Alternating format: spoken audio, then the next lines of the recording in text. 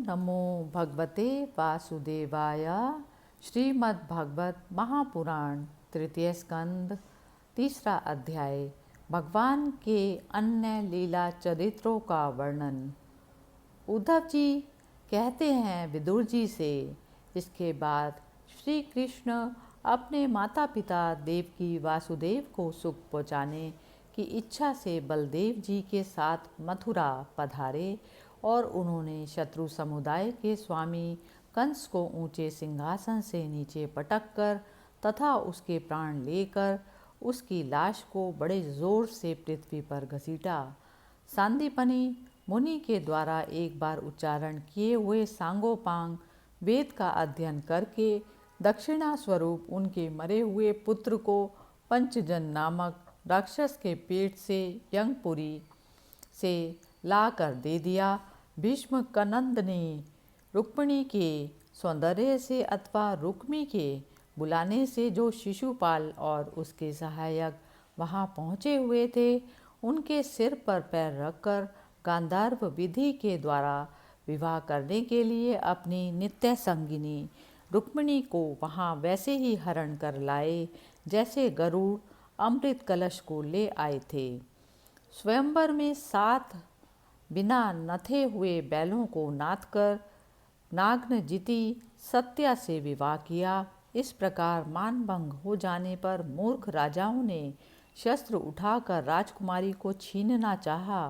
तब भगवान श्री कृष्ण ने स्वयं बिना घायल हुए अपने शस्त्रों से उन्हें मार डाला।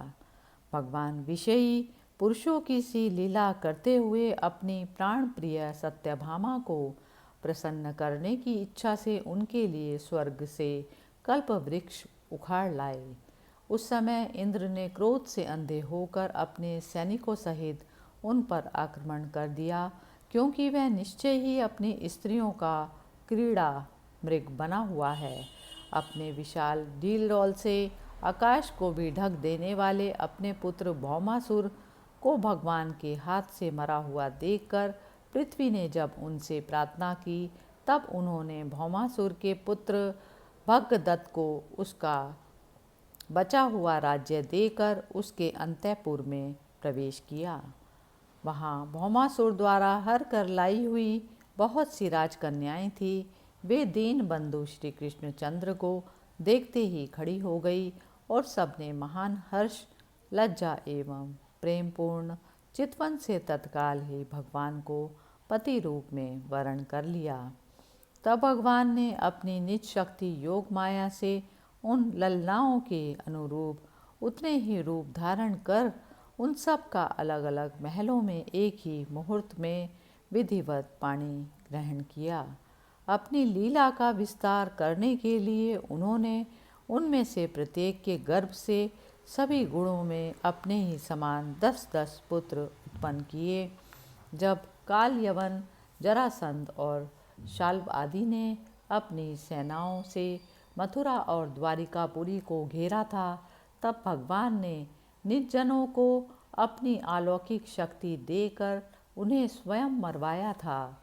शंबर, द्विध, बाणासुर, मुर, बलबल तथा दंतवक्त्र आदि अन्य योद्धाओं में से भी किसी को उन्होंने स्वयं मारा था और किसी को दूसरों से मरवाया।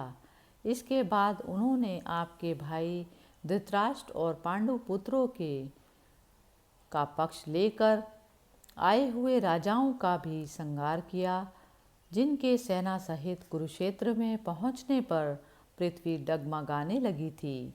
कर्ण, दुशासन और शकुनी की खोटी सलाह से जिसकी आयु और श्री दोनों नष्ट हो चुकी थी, तथा भीमसेन जी की गदा से जिसकी जांघ टूट चुकी थी, उस दुर्योधन को अपने साथियों के सहित पृथ्वी पर पड़ा देखकर भी उन्हें प्रसन्नता ना हुई। वे सोचने लगे, यदि द्रोण, भीष्म, अर्जुन और भीमसेन के द्वारा इस 18 अक्षौणी सेना का विपुल संहार हो भी गया, तो इससे पृथ्वी का कितना भार हल्का हुआ।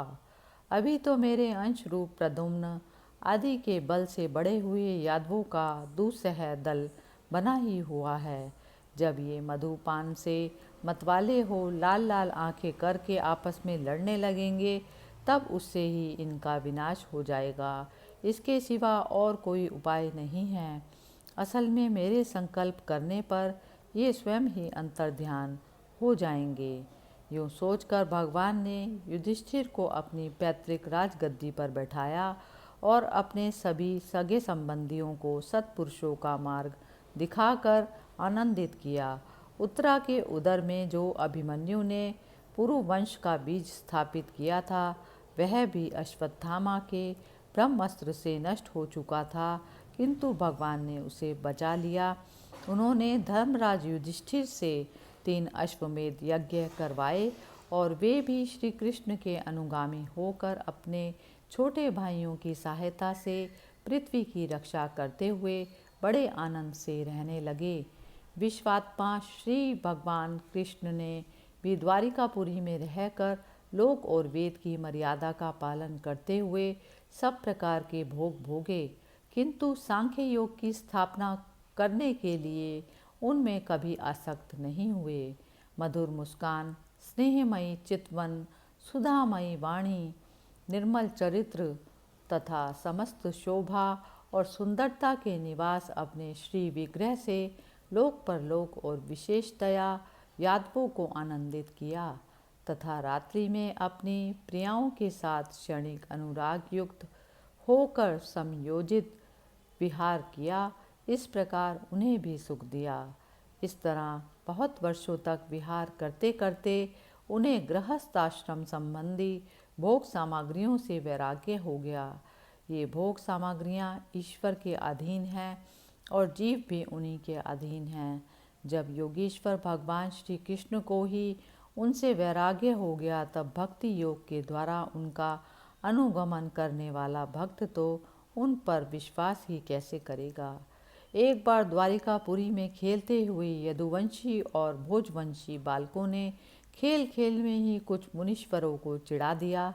तब यादव कुल का नाश ही भगवान को अभीष्ट है, यह समझकर उन ऋषियों ने बालक को श्राप दिया। इसके कुछ ही महीने बाद भावी वंश वृष्णि भोज और अंधकवंशी यादव बड़े हर्ष से रथों पर चढ़कर प्रभास क्षेत्र को गए। वहाँ स्नान करके उन्होंने उस तीर्थ के जल से पितर देवता और ऋषियों का तर्पण किया तथा ब्राह्मणों को श्रेष्ठ गोएं दी। उन्होंने सोना चांदी शैया वस्त्र मृगचर्म कंबल पालकी रथ हाथी कन्याएं और ऐसी भूमि जिससे जीविका चल सके तथा नाना प्रकार के सरस अन्न भी भगवत अर्पण करके ब्राह्मणों को दिए। इसके पश्चात गौ और ब्राह्मणों के लिए ही प्राण धारण करने वाले उन वीरों ने पृथ्वी पर सिर टेक कर उन्हें प्रणाम किया। इस प्रकार श्रीमद् भगवत पुराण का तृतीय स्कंद का तीसरा अध्याय समाप्त हुआ।